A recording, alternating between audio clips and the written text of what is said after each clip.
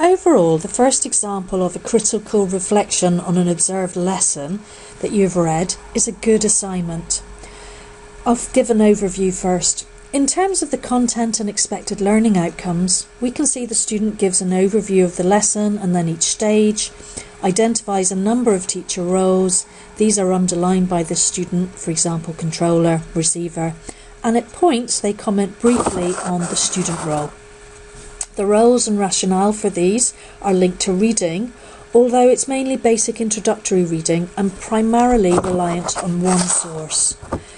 What there's very little of is a discussion of the concepts and terms for describing teacher roles.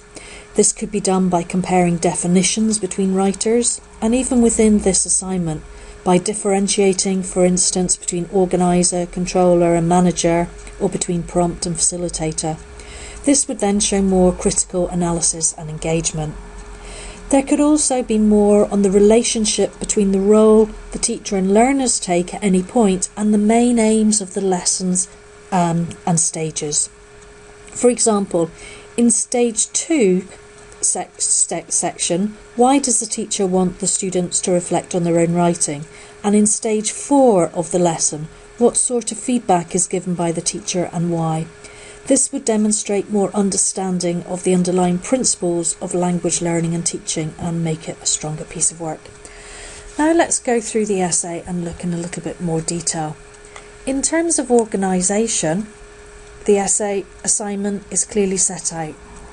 There are subsections for each section. The student cross-references clearly, here using a footnote, to the observation notes in the appendix, although it could be a little clearer what major task refers to. As we've said, each section has a brief introduction to the stage, and then the writer is quite systematic in first explaining briefly what the teacher did, identifying a relevant role, and then linking this to the reading. As we've said though, this is basic introductory reading only though. We can also see, if we scroll down, for example, at points 2, here they mention the student's role, but this is quite limited in this assignment. The writer also makes use of examples taken from the observation notes. This helps to illustrate the points and make a clear link between the principles or concepts and the actual lesson. So we can see them linking theory and practice. If we scroll down, any of the points marked number 8 show them illustrating some examples from their observed lesson. The assignment would be even stronger though if there was more comparison of roles, the concepts discussed, and more discussion. For example, comparing prompter in stage 3, if we scroll down here, they talk about prompter at 9a, a tutor here, and then compare it with tutor later on in stage 5, which you'll see if you scroll down in note 9b.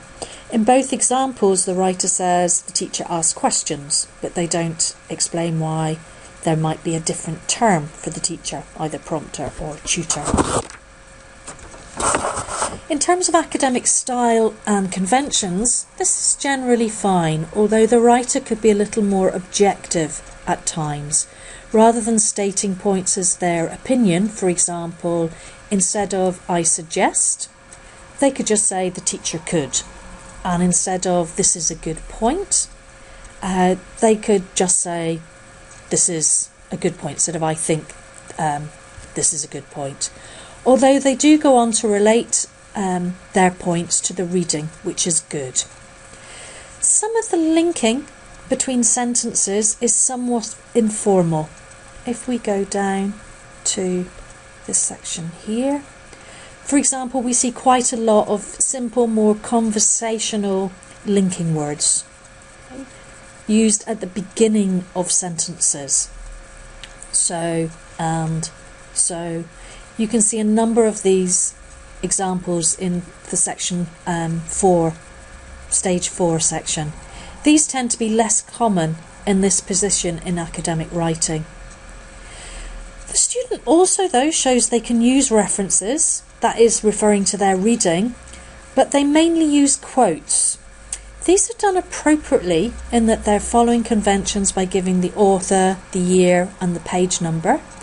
So if we look at example here for number 12, this is a quote, so they have the author, year and page number. But they could make more use of, for example, summarising now. The sources are used to support and explain their points though, which is good. The final reference list, we go down at the bottom, is also fine. It has books and the articles the writer has read and cited in the essay. Although the journal article given here, it should be the journal article. That's in italics, not the article name. So overall, this is quite clearly organised, covers the main learning outcomes in that roles are identified, but it needs to include more critical engagement and discussion, make more reference to a wider range of readings, and it needs to consider the roles in relation to the aims of the lesson. This would make it a stronger assignment.